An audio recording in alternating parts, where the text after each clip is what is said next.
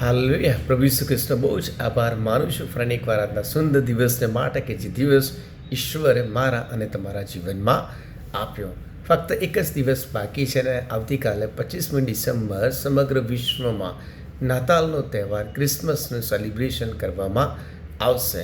ત્યારે હું જે બાબત બાઇબલમાં લખવામાં આવેલી છે તે તમારી આગળ આજે ફરી એકવાર રજૂ કરી રહ્યો છું. ક્રિસમસ સેલિબ્રેશન એમ કહે છે, બાઇબલમાં એવું લખવામાં આવ્યું છે, માથીની લખેલી સુવાર્તા તેના 2 અધ્યાયની અંદર ત્યાં એવું લખવામાં આવ્યું છે કે માગ્યો તારો જોઈને તેનું ભજન કરવાને માટે આવ્યા. ત્યાં 2 બાબત લખવામાં આવી છે અને એ બે બાબત તરફ હું તમારું ધ્યાન દોરવા માગું છું.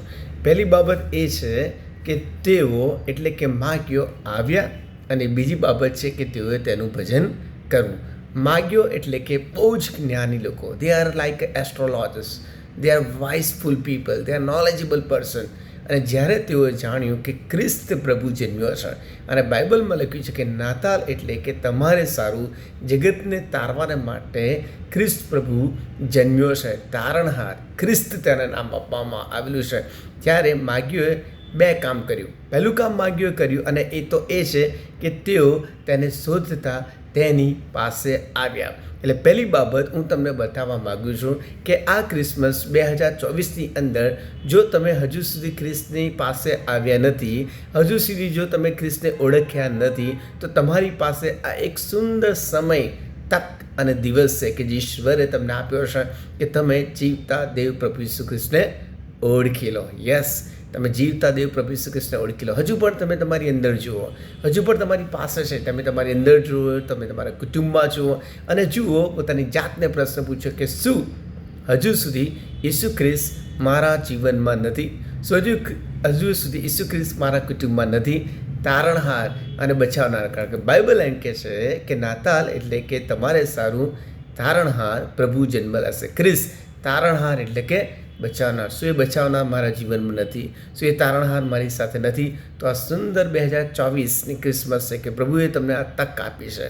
પ્રભુએ તમને આ તક આપી છે. અને બાઇબલ એવું કહે છે કે હમણાં જ હાલ જ માન્ય કાળ છે. કદાચ નેક્સ્ટ તક તમને ન મળે, કદાચ નેક્સ્ટ ઓપોર્ચ્યુનિટી તમને ન મળે, પણ બાઇબલે આ સુંદર સમય આકાશ અને પૃથ્વીને ઉત્પન્ન કરતા પ્રભુ ઈસુ ખ્રિસ્તે આ 2024ની નાતાલની સુંદર તક આપી છે કે તમે પ્રભુ ઈસુ ખ્રિસ્તની પાસે આવ્યા. જો હજુ સુધી દેવની પાસે આવ્યા નથી, તો બાઇબલ એમ કહે છે કે તમે પ્રભુ ઈસુ ખ્રિસ્તને ઓળખો, તેની પાસે આવો, તમારા પાપોની કબૂલાત કરો, તેને પ્રભુ દેવ અને જીવનના તારણહાર તરીકે સ્વીકારો. અને બીજી બાબત માગ્યો જે કરી, અને એ તો એ હતું કે તેઓએ તેનું ભજન કર્યું, તેઓ તેની આરાધના કરી, તેઓ તેને વર્શિપ કરી. કેવી રીતે વર્શિપ કરી? તેઓ આવ્યા અને બાઇબલ એમ કહે છે કે તેઓએ જોયું કે આ તો કોણ છે? જગતનો તારણહાર છે, કે જેના વિશે હજારો વર્ષો પહેલાં દેવના પ્રબોધકોએ જણાવ્યું હતું કે બેથલેહેમમાં તારણહાર, સમગ્ર વિશ્વને બચાવનાર એકમાત્ર ઈશ્વર જન્મ લેશે કે જે ખ્રિસ્ત છે, બચાવનાર છે. અને તેઓ તેની પાસે આવ્યા, તેઓએ કબૂલ કર્યું કે આ તારણહાર છે ને તેનું ભજન કર્યું. ત્યારે તમે તમારી જાતને પ્રશ્ન પૂછો કે ક્રિસમસ શું મારા માટે ફક્ત તહેવાર છે, ફક્ત સેલિબ્રેશન છે, કે જ્યાં ફક્ત હું ખાઉં છું, પીવું છું, નાચું છું, આનંદ કરું છું અને ધ ક્રિસમસ ઇઝ ઓવર? તો તમે ખૂબ જ ભયાનક દિશામાં દોરાવી રહ્યા છો. ખૂબ જ ભયાનક દિશામાં તમે આગળ ચાલી રહ્યા છો. અને જેમ ક્રિસમસ લોકોને માટે બની રહે છે one kind of only celebration, એમ તમારા માટે પણ બની રહેશે. પણ ના, બાઇબલ તો આપણને શીખવાડે છે, બાઇબલ સમગ્ર વિશ્વને સ્વીકારે છે કે તમારે શું કરવું જોઈએ? ભજન કરવું જોઈએ, ઈશ્વરની આરાધના કરવી છે, ખ્રિસ્તની આરાધના કરવી છે. અને બાઇબલમાં લખવામાં આવ્યું છે, યોહાનની લખેલી સુવાર્તામાં, કે તમારે કેવી રીતે ભજન કરવું જોઈએ? આત્મા અને સત્યતાથી. અને સત્યતા શું છે? બાઇબલ એમ કહે છે, પ્રભુ ઈસુ ખ્રિસ્તે લખ્યું છે કે I am the truth, I am the only truth, હું જ સત્ય છું. અને સત્ય પ્રભુ ઈસુ ખ્રિસ્ત છે. તો પ્રભુ ઈસુ ખ્રિસ્તને સ્વીકારી લો અને આત્માને પામી લો, અને તમે તેનું ભજન આત્માથી કરશો. આ 2024નો સુંદર દિવસ, સુંદર સમય, સુંદર ક્રિસમસ પ્રભુ ઈસુ ખ્રિસ્તે આપણા અને મારા અને તમારા જીવનમાં આપી છે કે આપણે તેનું આત્મા અને સત્યતાથી ભજન કરજો. હજુ સુધી એ દેવનો આત્મા તમારી પાસે નથી, હજુ સુધી તમે સત્યતાથી દેવનું ભજન કરી રહ્યા નથી, તો આ ક્રિસમસ તમારા માટે ફક્ત શું બની જશે?